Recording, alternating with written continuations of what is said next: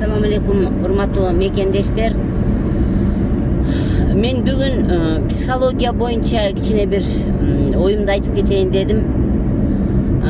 Албетте, бул психология, бул аң сезим, подсознание, сознание, бул нерсе чындыгында бардык оору. Бул дүйнөдө мен дайым айтам, bizde врачтарда МКБ деген бар, международная классификация болезней. Ошо жакта 1100 ооруну койгондой, 1100 оору табылып, ошого протокол түзүлүп, анан ошол менен официалдуу медицина дарылайт. Биз болсо альтернативдүү медицинабыз. Башкача айтканда интегративдүү деп коет. Анан кыргызча алганда элдик медицина деп коет. Демек, ушул ооруларда 1100 ооруда бардык оору чындыгында акыл эс, аң сезимдин өзгөрүүсүнөн келип чыгат да. Сиз эгерде аң сезимиңизде, ниетиңизде жок мен оорубайм, мына бир кичине бир оору болуп калса, жок мен оорубайм, мен жакшымын, мен сонуммун деп өзүңүздү өзүңүз тарбияласаңыз, аң сезимдин түпкүрүнө ушундай жакшы ниетти жазсаңыз, анда сиз бардык ооруну жеңип кетесиз.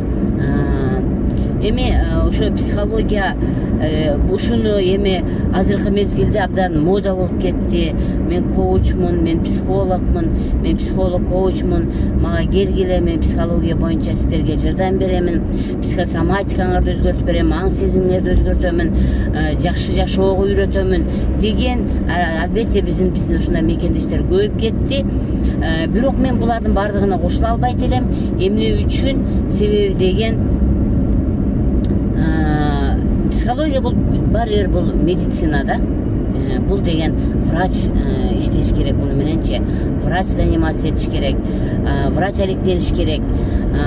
Эмне үчүн? Себеби деген ошол аң сезимдин өзгөрүүсүнөн, ниеттеги жакшы ойлордун, ниетке жаман ойлордун айынан оорулар келип чыгып атпайбы? Демек, оорулардын келип чыгуушу бул психологияга байланыштуу болгон болсо, мен айтат элем, бир гана врачтар дарылаш керек депчи. Эми бир аз мен мисал келтирип кетейин. Мага кече жакында ушу бир сиңдилерим айтып атпайбы, эже дейт, мен абдан жакшы эки семьяны көрдүм эле дейт да. Абдан жакшы эле дейт. Балдары, кызы, баласы менен келини аябай сонун бактылуу жашап атышкан дейт. Анан эле келин дейт, эки баланы төрөп, балдар бир 2-3 жаш болгондо, 3-4 жаш болгондо, анан баягы үйдө отура берип, келин анан зеригип, бул ошо психологторго бара баштаган да. Бара баштагандан анан алар эмне деп неме беришкен, кеңеш беришкен. Сен өзүңдү сүйүшүң керек. Албетте, адам өзүн сүйүш керек. Бирок сүйгөндө дагы туура жака сүйүш керек да. Күйөө менен болгон мамиле бузулбай турган жака буруш керек. Үй бүлө менен бузулбай турган жака бузуш керек адам өзүн сүйүш үчүн. Үйдөгү ата эне, кайын журт ошолорду сыйлай турган жака адам өзүн өзгөртүш керек да. Анан жок мен, я деген эле нерсе менен деген жака өтүү бул бир аз туура эмес болуп калат. Эми айтайын дегеним, ошол семья дейт, келин психологияга, психологторго бара баштады дейт. Анан кокуй мен өзүмү сүйүшүм керек экен, мен укпашым керек экен, мен кенен жүрүшүм керек экен, мен ээн жүрүшүм керек экен. Анда мындай деп отуруп, баягы семья 1 жылдын, 1,5 жыл, 2 жылдын ичинде баягы семья бузулуп кетти дейт. Келини дейт, 2 баланы тыштап Россияга кетти дейт. Көрдүңүзбү? Андан кийин дагы бирөө айтты ушундай семьяны, кече жакында дагы бирөө ушинтип айтты.